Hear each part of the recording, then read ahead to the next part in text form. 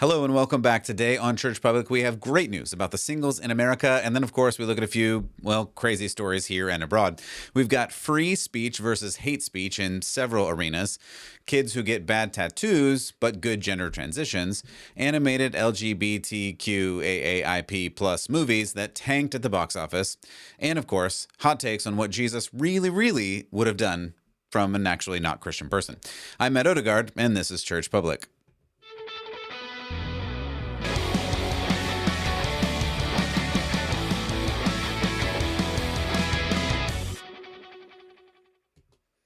Welcome back to Church Public. My name is Matt, and I am your host as always. And as always, I really appreciate you stopping by here. We have so much going on here and in the news today, and I just want to help you make some sense of that. This is current events from a Christian perspective, and so I just really want to help you understand what it is and what's going on in the world to the best of my ability. I've spent a couple decades as a pastor. I have a lot of theological background, and that's the lane that I want to stay in for the most part. Though current events really are part of what we do, because you can have a faith, you can have a faith in your house, you can have a faith at your church, but you do spend time other places. And that's really what I help you want to understand.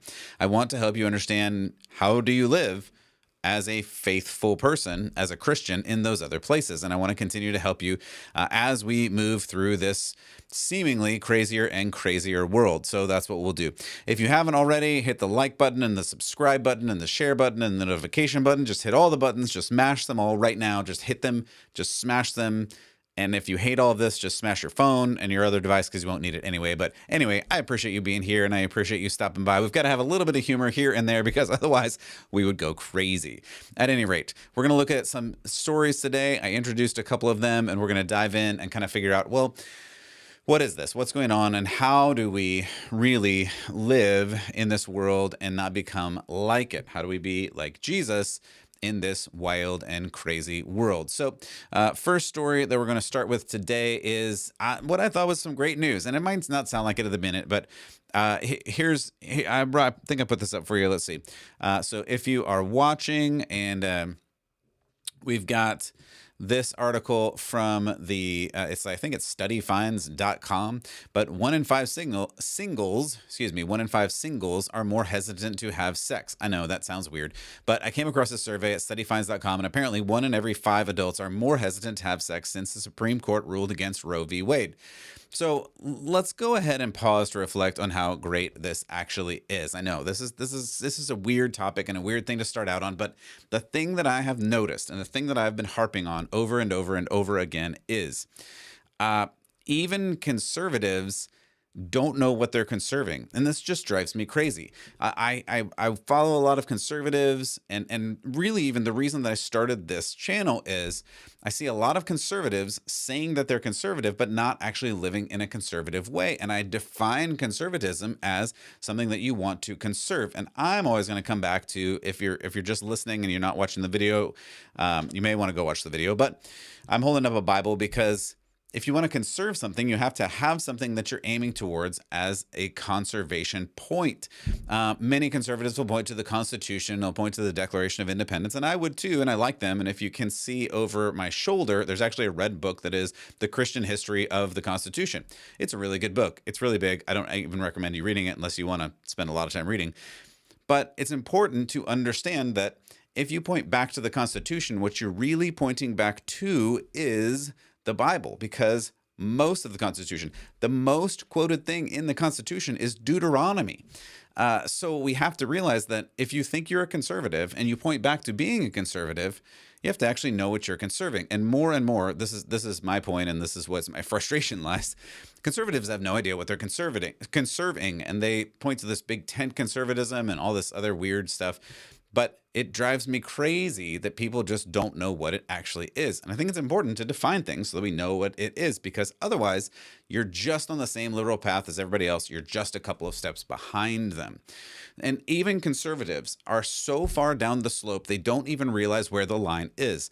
I'm not going to name her, but I saw a very popular conservative female commentator post the other day, quote, "Stop having sex with men who aren't willing to marry you and raise your kids," end quote. I literally laughed out loud before I realized it wasn't actually a joke. People, even conservatives, think this is the way our society should be. They think only have sex with the people you're going to marry. They don't realize they've already missed the point, literally missed the point if this is the line that they've drawn. She said, don't have sex if it's not someone you could marry. I just have to take a step back and paint the picture just so we all understand the actual conservative view, again, I'll hold up the Bible, and Christian view is to not have sex with someone who isn't your spouse. That's actually where the line is, and that's where it should be. And even our conservative leaders can't get themselves to commit to this kind of radical conservatism. So this survey, the people who are having less sex because they actually realize there are consequences to sex, is great. I pray for more of this. I know this is not the way to get there. You don't want to put people into fear, and that's not a good motivator, but somehow this culture has to realize we live in the real world, and men and women who get together have babies, and those babies should be in a family with a husband and a wife, a mother and a father. This is the way the order is supposed to go, biologically, biblically, spiritually, naturally. So I just hope and pray that more and more people figure this out. All right, talking about figuring things out, Disney. Oh, Disney. And if you don't know me very well, I have grown up loving Disney, and that's not an understatement. Anybody who has known me for any amount of time knows I grew up loving Disney. I mean, I really liked Disney. And it's so tragic to me that they have just thrown all of the family values out the window. And I know there was some period in there where they weren't actually family values, and I just gave a whole lecture on conservatism, and they weren't really in that category, but at least they were more wholesome. At least they were more in line with traditional family values than they are now. And now they're just showing again that woke equals broke. So remember, when Disney movies were family friendly, they had great songs, memorable characters, likable heroes, terrible villains.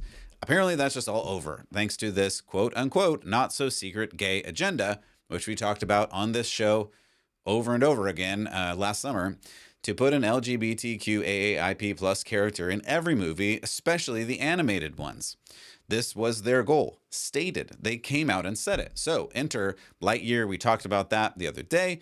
And now Strange World. This movie, Strange World, is a movie that cost upwards of $180 million, has now flopped at the box office.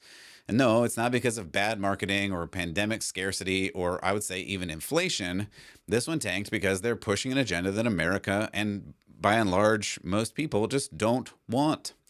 From the Wall Street Journal, that showing marks the second 2022 misfire from Disney after this summer's Lightyear, an unusual record for a company long considered a guaranteed hitmaker in children's entertainment. In a report from Variety, Strange World amassed $18.6 million over the holiday period against a budget of $180 million. Based on the current projection, the animated movie is set to lose $100 million during its theatrical run, bringing another massive loss to the studio. They went on, this article goes on to say Disney chose not to submit the film to several markets and countries such as the Middle East, Indonesia, Malaysia, etc. because it features a gay character. Even China bans movies that include such themes. Disney would rather drop these countries from their list than cut out certain parts of the film.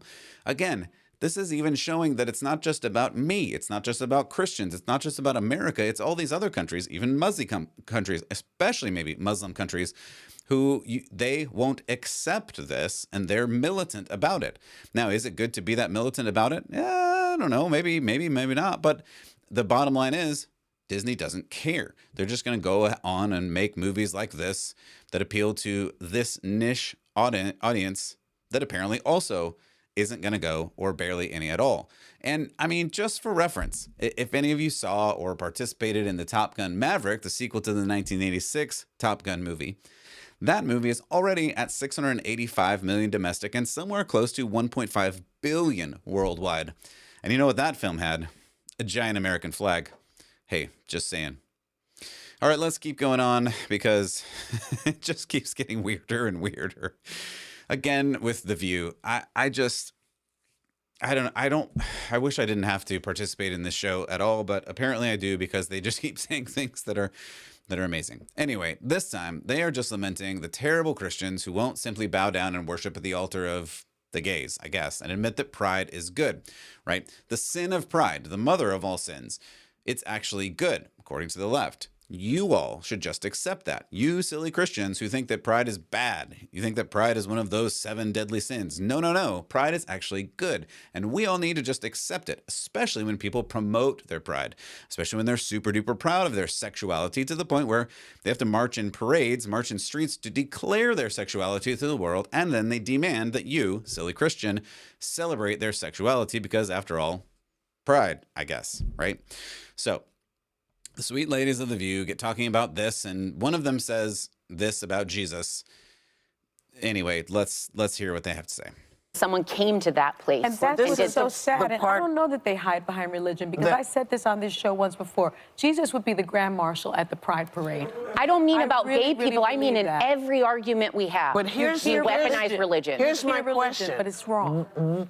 If you're so afraid, why are you going over there? Yeah. If they scare you so much, leave them alone. Okay, that's about enough of that. But anyway, you know, someone came to sorry, having some technical difficulties here. Jesus would be the grand marshal at the Pride Parade. That is the assertion by a person who is not Christian. Clearly not a Christian. This is the duality. This is the dichotomy. This is the two sides of the same coin that they like to play. And I need to explain this, I think, because we need to understand what's going on. This is the Christian worldview that you have to understand so that we can understand how all of this works. Because if you don't understand it, you might get pulled into it and think, oh, okay, well, I guess that makes a lot of sense. As Whoopi said at the end, just leave them alone. Just don't deal with them, and then it's fine because they're not asking anything of you. But that's not the truth, is it? They really are asking something of you. They're asking that you approve of their lifestyle, you approve of pride, you say everything's good, I agree with everything you're doing, and accept them into your heart, into your life, into your religion. But if you're a Christian, that's a problem, because that is not what this word says. And if you live according to this word, according to the Bible, you should live according to the Bible.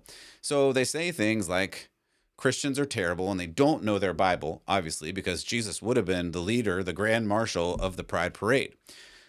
Except they haven't read the Bible either. So Christians don't read their Bible. They don't know their Bible. They don't know who Jesus really is. They're just old-fashioned and they think they know who Jesus is, but they don't really know. But also, see, here's the trick. They say, I know the Bible way more than you silly Christians know the Bible, and I'm a way better Christian than you are. Even though I'm not a Christian, I'm still a better Christian because this person knows that Jesus would be the grand marshal, because they do, because that's what they want. You see this game? This is the game. You don't know your Bible enough, because if you really knew your Bible, Jesus would be the grand marshal of the parade. And I know the Bible better than you do, even though I've never opened it, because I know that Jesus would have been the grand marshal of the parade. So if you say, well, that's not actually what the Bible says, they say you're just old-fashioned and a terrible person. And if you just say, well, I guess you're right, then they say, well, see, I knew the Bible, Christianity better than you. It's a double-edged sword that you just get stuck in, you can't get out of. But we need to realize, that's not how any of this works.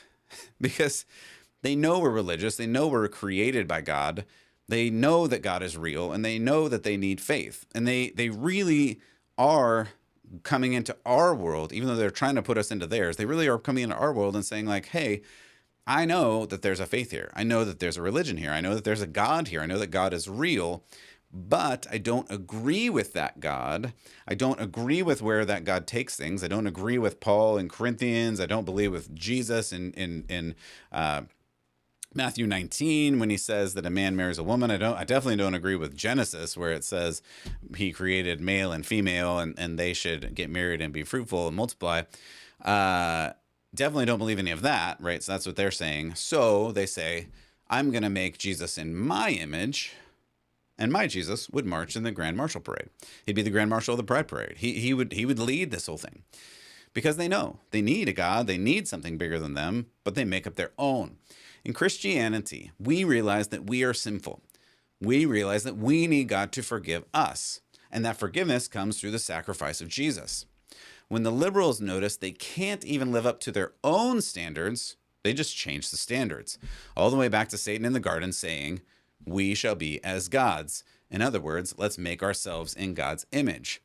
This is what they try to do over and over again. It's nothing new. It's something that people have done for generations and thousands of years. But we have to recognize it as Christians and realize, like, hey, I see the game that you're playing, and I'm not going to play along with that game. I'm not God, and I'm thankful that I'm not. And neither are you. And we need to realize that when we're having these discussions, when we're seeing these things in the news and otherwise, and think like, well, I'm sorry that you're hurting, and I'm sorry that you're dealing with hard circumstances of life. However, that doesn't mean that you get to orient the life and everyone else around you towards you. The better way is to orient yourself around something that's bigger than you. And again, I'll point to God and the scriptures. Speaking of playing God, let's keep going along here. And this New York mother was arrested because of a son's tattoo. This story is kind of weird, but I think it's something we need to talk about because it illustrates a bigger point in the culture. And again, that's what we want to get to. Current events from a Christian perspective, cultural happenings that we can figure out what in the world is going on, or at least that's the idea. So, in this case, an upstate New York woman was arrested for letting her 10-year-old son get a permanent tattoo. In this, let's see. I'll get this up here for you. In this story, the 10-year-old got a tattoo. According to the New York Times, his mother was arrested because in New York State, you must be at least 18 to get a tattoo. And this is the question. Like, is this okay? Is this good? Is there something going on that we have to figure this out? New York Times tweeted. Let's see here. New York Times tweeted, a 10-year-old boy walked into the nurse's office of his school in New York and asked for Vaseline. He wanted to rub it onto his new tattoo, which he got with his mother's permission. The nurse called the police, and the boy's mother was arrested. And see, that, I actually don't have a problem with that. Like, sure, moms shouldn't let their 10-year-olds get tattoos. I don't have a problem with that. Like, that's fine. But there's more to this story. So, again, according to the New York Times, the school nurse called to report this boy who had just gotten a tattoo. He was 10. It's illegal in the state of New York for those under age 18 to get a tattoo, regardless of whether they have parental consent. So here's where we get to the cultural issue. If you don't have parental consent, or if you do have parental consent, it doesn't matter. In New York, you can't get a tattoo under 18. So the New York Times says, hey, is this good? Is this bad? What do we do with this? New York Times went on to discuss the trend of young people getting tattoos, quoting a physician aligned with the American Academy of Pediatric Medicine. Now, remember, American Academy of Pediatric Medicine also says certain gender procedures are healthy and good for young children. So this leader in the American Academy of Pediatric Medicine says, as societal mores around tattooing shift, nearly half of all millennials have tattoos, compared with 13% of the boomer generation, according to a Harris poll. There is no federal minimum age, and state laws vary widely. Some can go as low as 14. There are a couple that, if you have your parents' permission, you can do whatever. Dr. Cora Brunner, again, pediatrician, and professor at University of Washington Medical Center, Seattle Children's Hospital, and author of Guidance on Tattoos for Pediatrician, issued by the American Academy of Pediatric Medicine, finds this troubling. I believe that was a mouthful, so I apologize for that, but this is the part I want you to hear from a representative of the American Academy of Pediatric Medicine. Quote, it's a permanent mark or symbol you're putting on your body, and I don't think kids under 18 have that kind of agency to make a decision, Dr. Breuner said. So here's the problem. I agree with that. I don't think giving your child a tattoo in a seedy hotel is a good idea at all. However, I also don't think that medical transitioning of children to attempt to change them from a boy to a girl or vice versa is a good idea. Yet, the left and the American Academy of Pediatric Medicine is condemning one and celebrating the other. That's the problem that I see here. Don't tell me you care about a preteen getting a tattoo if you'll send that same boy to the gender clinic to get puberty blockers and perhaps even surgery in a vain attempt to transform that boy into a girl. I don't approve of either, and I think this whole medical transition industrial complex is utterly reprehensible, so don't lecture me about this. I would say let's just protect children outright and stop subjecting them to our wild fantasies or vicarious lifestyle ideas like transitioning them from a boy into a girl.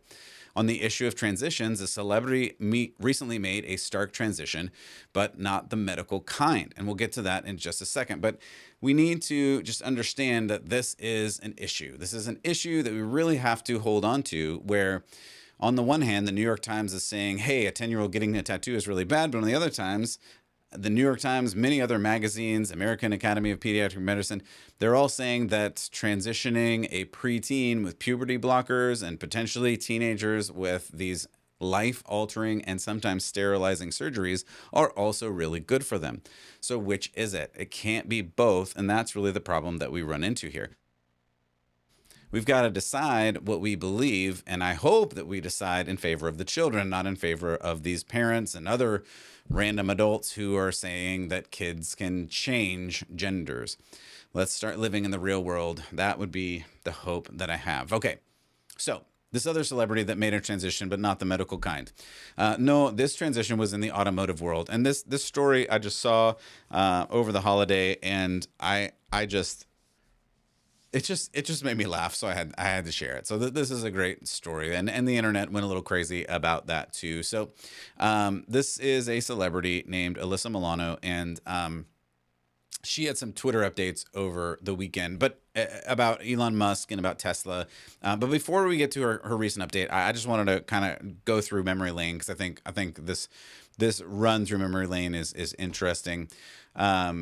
She said in 2015, I am in awe of Elon Musk, and I continue to be amazed by my at Tesla Motors.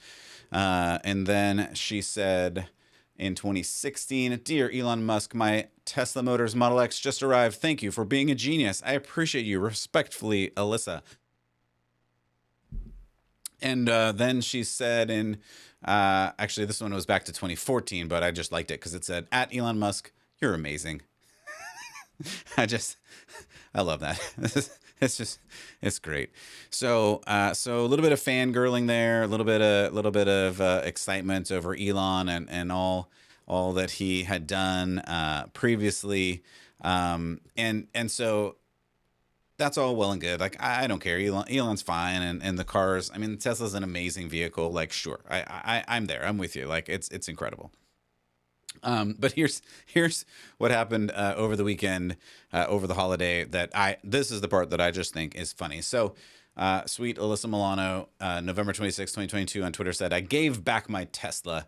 I bought the VW EV. I love it. I'm not sure how advertisers can buy space on Twitter. Publicly traded companies' products being pushed in alignment with hate and white supremacy doesn't seem to be a winning business model. So a lot of ire there, a lot of issues. So I don't know where you're at in this, but I like history. You all know I've spent a lot of time looking at history, learning history, figuring out what we can learn from history, what we can not do, what we should do. So immediately I spotted an error in this, and the Hodge twins actually, tweeted something about this that really summarizes it well. And I'm going to put this up on the screen if you're watching, and I'll read it if you're just listening. But if you don't know history, if you don't know VW, if you don't know that VW stands for Volkswagen, which is the car of the people, the folks, like your folk, right? Those are my folk, the people's wagon, the people's car, the Volkswagen. It was not invented, but it was brought into being by a certain person. And if you've heard Volkswagen and my accent that I put on that, you may remember that Volkswagen is German. And if you didn't remember, Volkswagen was inspired by a very special person, in fact, and that would be Hitler. Yes, literally Hitler. I know all the time the left talks about literally Hitler, but Volkswagen was actually literally founded by Hitler. The Hodge twins pointed this out in a tweet, and Elon Musk replies, 100%. I just think this is the funniest thing I've seen in a long time. I mean, poor sweet girl. I guess she just didn't know enough history. I mean, guys, we gotta learn our history. It's important. It's important to learn history for reasons like this. Don't make silly mistakes like this. Just read a little bit of history books here and there, or watch the History Channel at least if you don't like reading books. So I just thought that was funny. And guys, let's just try to make good choices. You know, drive whatever your car you want. I don't care.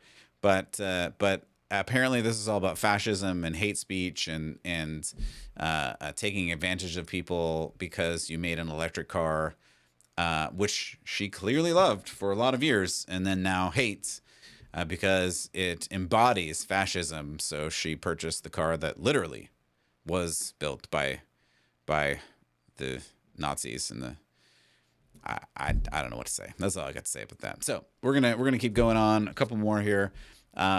So the question is, you know, then if you think that is hate speech, I would say don't travel to Ireland anytime soon. I have some good friends from Ireland, and this one makes me sad. And the reason we go to Ireland, I know you say, well, I live in America. I don't have anything to do with Ireland. It doesn't matter. Ireland doesn't matter to me. It should. Europe should matter to you. England, Ireland, Canada, Australia, all of these should matter to you. I say this a lot, but it is really true. You need to understand what they're doing because they are doing what American leaders on the left really want to do, but for whatever reason have not been able to do. I'm just telling you. You can say, I don't believe you, that's hyperbole. Fine, but I'm just telling you, this is what the American leftist leaders want to do, but haven't been able to push through yet. Because of the Constitution, because of the Bill of Rights, because of some of the amendments, because of the nature of the House and the Senate and the balance of power and accountability built into our system. They haven't been able to do this in the same way that some other countries have. And that's great news. But we have to see these stories because these are the types of stories that they would like to do and are trying to do in certain small ways. So Ireland. Ireland now is, or not quite yet. Sorry. Don't want to jump the gun.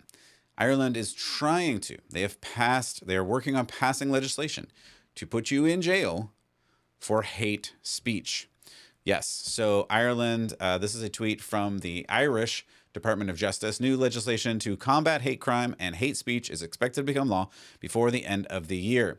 They have published the Incitement to Violence or Hatred and Hate Offenses Bill 2022 after securing cabinet approval for legislation on Tuesday. You can go and look this up. I'm not going to read through the whole thing. I just want you to know that this is an actual real thing and they're trying to get it through. Here are some of the points of it. Any individual found guilty of using quote unquote hate speech, whatever that is, in Ireland could find themselves facing up to 5 years in jail. 5 years. The country's Justice Minister, Helen McEntee, has been at the center of the country's push towards implementing effective quote-unquote hate speech legislation, with the department announcing Thursday that the first draft of the new laws would soon enter the parliament. That's the message that I just read you. Under the rule as proposed, those found guilty of, quote, any intentional or reckless communication or behavior that is likely to incite violence or hatred against a person or persons because they are associated with a protected characteristic would face up to 5 years in jail. And here's where, again, this runs into a problem. Who is this person? Who is this individual? Who are these protected individuals? What if you're not? This creates a two-class system where you can't even say something offensive against them. And what is offensive? Whatever they deem offensive. That's the problem. This article goes on to say what more. Any individual convicted of such an offense would be branded as a, quote, hate criminal, unquote, a label which the minister says is designed to, quote, follow an offender in court in Garda vetting and so on, end quote. So you become a hate criminal. I mean, I know we use it a lot, this 1984 language, you know, or the Brave New World language, but this is it. I mean, if you haven't read the book, read the book. You become a hate criminal just by saying hateful things. And what are hateful things? Because you might say, well, you know, we shouldn't say hateful things. Okay, I agree. I won't say hateful things. You shouldn't say hateful things either. But who gets to decide? That's the question. Do you get to decide what a hateful thing is? Do they get to decide? Does this government get to decide what a hateful thing is? And then once they decide, then they say, you go to jail. What if you just say that person is a man when they're trying or pretending to be a woman? Is that hateful? To them, it may be, which means that you are a hate speech person, which means that you go to jail. This is how this goes. This is not a great way to live, and it definitely is not freedom. And we just gotta watch out for this. The minister went on to say, quote, hate speech is designed to shut people down, to shut them up, to make them afraid to say who they are, and to exclude and isolate them. She said, there's nothing free about that. And that is, frankly, no place in our society for that. It is really funny to me, in an ironic and terrible way, that this person says, by allowing hate speech, you're taking away someone's freedom. So we're going to take away your freedom if you say hate speech. Do you see how that works? Do you see how that goes back and forth? This is a problem. It's like this. What was the movie? Minority Report, right? I mean, Minority Report was an okay movie, but I mean, it was basically about these weird psychic people. But the point was, the police department would decide if you were going to commit a crime, and if they decided you were going to commit a crime, they would arrest you and put you in prison forever because you were going to commit a crime, and that's a problem because you didn't actually commit a crime. The issue with justice is when you do a crime, you should be punished appropriately in justice for the crime you committed. If you haven't committed a crime, you haven't committed a crime, right? I mean, this should be obvious, but this is the kind of world that we're living in. You haven't done violence to someone. You haven't murdered them. You haven't chopped off their arm. You've just said something to them that they deemed hateful or the government deemed hateful, for which you go to jail and get labeled a hateful person, presumably forever. What is the process for getting the I'm a hateful person away? Like, how do you get rid of that? Presumably you don't ever. It's always going to be on your, like, quote unquote, permanent record, right? That hate, you're just going to be a hateful person forever. You're going to be labeled that wherever you go. You may even have to wear certain clothes. Is this reminding you of something that didn't go well earlier in human history? It should, because it didn't. And apparently we're doing all this same thing again. The world is not new. We just keep doing the same dumb things over and over again. So I'm going to end with this. Whether you're protecting your children, whether you're standing up for what's right, whether you're trying to live in the real world, I hope that you do it with integrity and live in the truth. This world doesn't want you to think for yourself, but I hope you do. I hope you think for yourself. I hope you read the Bible, and I hope you learn what God is really like, not from some harping complainers on a TV show who think they are Christian and know what Jesus would do. I would say read the actual living, powerful Word of God and see how it actually changes your life for the better. Not in a worldly sense, but from an eternal perspective. This faith in God will not make all your wildest dreams come true, but it will save your soul. And the God who loves you and gave up his son Jesus for you wants you to gain eternal perspective and live courageously for the good, the true, the beautiful.